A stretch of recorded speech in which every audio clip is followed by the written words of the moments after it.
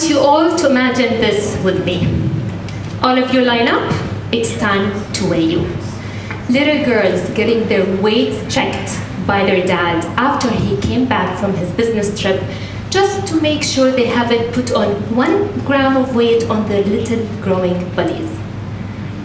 What is this? Who are you? There's no way my daughter would look like that. Aren't you ashamed of yourself? Don't you look at yourself in the mirror? What is this and that? You are fat. You look ugly. Those were the shocking words. A dad telling his daughter after she came back from her medical trip and after she survived multiple sessions of cortisone treatment. Look at this. Look at her. Look at her beautiful dress. Look at her body. Go learn something. Lose weight to look like her. Another hurtful words. A husband conversing with his wife. This photo was taken at the finish line of the Virgin London Marathon just last April 2019. After 30 minutes after, I was broken into pieces, nearly quit the race, and suffered a very challenging physical and mental breakdown. I have the feeling I'm getting the same nervous breakdown after I'm done with the speech. I was in excruciating pain. I just couldn't tolerate the pain. My mom is not gonna be happy, but I just wanted to quit. I felt as if someone was beating me with a hammer in every single bone in my body. I was overtrained and under-rested, in addition to finishing my first ever full marathon in Paris, just 12 days prior to London Marathon. I wanted to quit. I didn't want to run this marathon. Then I remembered my friend's question earlier, the friend who was running with me. He was telling me, Ola, what got you into running in the first place? You know you are crazy enough to run 2 major full marathons, your first ever, in just 12 days apart. I almost quit, but I haven't. I ran, I finished the race, and I earned my first star in the 6 world major marathons. But that was not my achievement. I didn't feel that that was my medal. Honestly, what kept me going are the voices. I ran to make the unheard voices of every single woman and girl out there heard. I ran while simultaneously living inside the stories of every woman and girl I engaged and visited. I ran because I felt I have a message making their voices heard.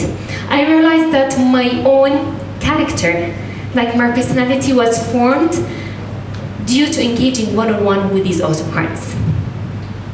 See, I found running as my way forward and my way out. The more I was willing to win the mental game, the more I was likely to find and to create a positive trajectory outside of this negative scenario that I found myself in. Running is very similar to every minute we live in our lives, and this resonation led me to my findings. So people come to me seeking the best version of themselves, right? The perfect body weight, the perfect body image, the perfect weight to fit in the wedding dress, the ideal weight, and my role is to help them to love themselves enough in order to achieve their goals. My role is to help them to have hearts on themselves in order to achieve their goals. What I found throughout my 17 years experience with helping thousands of people suffering from eating disorders, multiple weight issues, multiple distorted body image issues, what I found that social stigma and people's opinion, they are creating and influencing a huge mental toll in the majority of people's life. What I found is winning the mental game and building the mental strength, they are the fundamental to go through any suffering. See, trashing yourself and trashing your body, it's a horrible habit. Did you know that the girls start trashing themselves by the time they are just 9 years old. Trashing yourself doesn't only make you feel like garbage. It even makes it harder on you to take care of yourself. But still, you don't have to love your body in order to make the mental switch. You don't have to love your body in order to do the proper mental hack that you need. After helping thousands of people, and I'm a huge positive advocate of body image and the way you should look and not look, but I hate it how the media keeps pounding it inside our head that we should look a certain way or we should weigh a certain way. So if you despise the way that you look, me telling you to look in front of the mirror and just claiming that you love what you're seeing, this is not gonna do good for you. It's not going to happen. So let's try this instead. Accept where you are, wherever you are. Whatever you're criticizing, tall, short, black, white, chubby, fat, thin, squishy, lumpy, you are you. Only and only from a place of self-acceptance will you start making the proper mental switch that you need.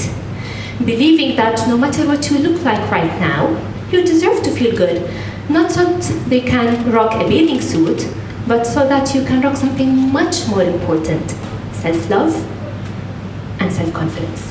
Second, I want you all to look at the mirror today and thank your body for getting you all the way through till July 2019.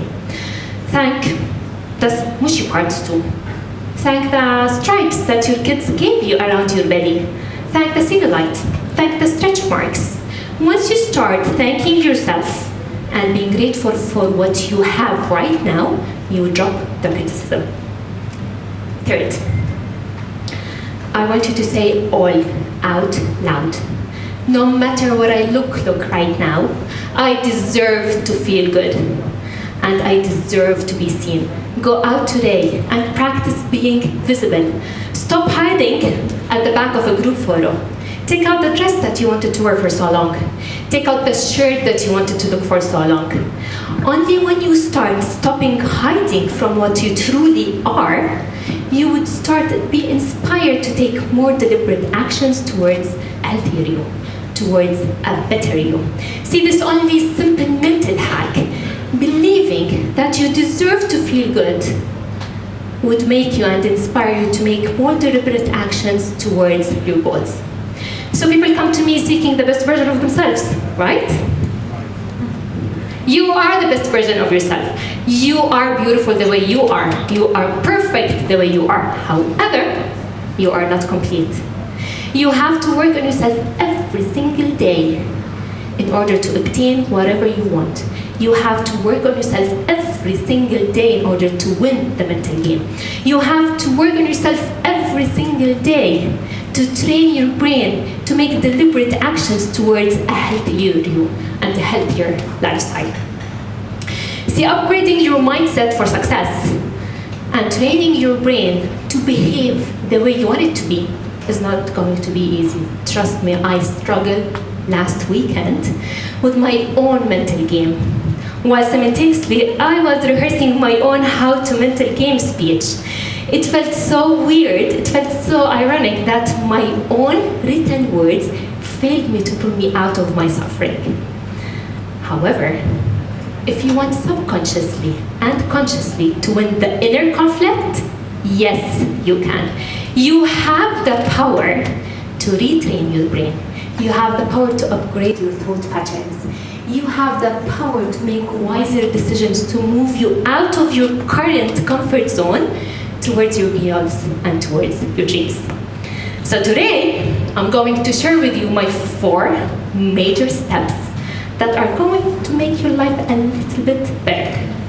So, what are my steps to win the mental game? Number 1, vulnerability. Show your weaknesses. Talk about your fears. Talk about your insecurities. Talk about your shortcomings too. It's your ultimate strength to get exposed. It's your ultimate strength to try. Fall harder. Try again. Fall again. Get up on your feet and keep going. Number 2, make no room for people's judgments. Make no room for people's opinions. Don't ever mold yourself to fit into someone else's expectations or someone else's opinions. Don't hinder yourself from achieving your goals in order just to obtain other people's goals. And sadly, I hear this every single day. Don't try this kind of diet. It's not gonna work. I tried it last week and it didn't work for me. Even if you lose 10 kilograms, you're gonna put it all over again in a month. Oh, poor you, you just lost 5 kilograms, they're just water retention. You're gonna put it all over again. And if your man is telling you go and lose weight in order to fit in the dress, and he's dragging along his belly and man's boobs, you know exactly what to tell him. Just go for it, both of you. Number 3, life is about putting yourself out there. It's the willingness to show up, to be all in.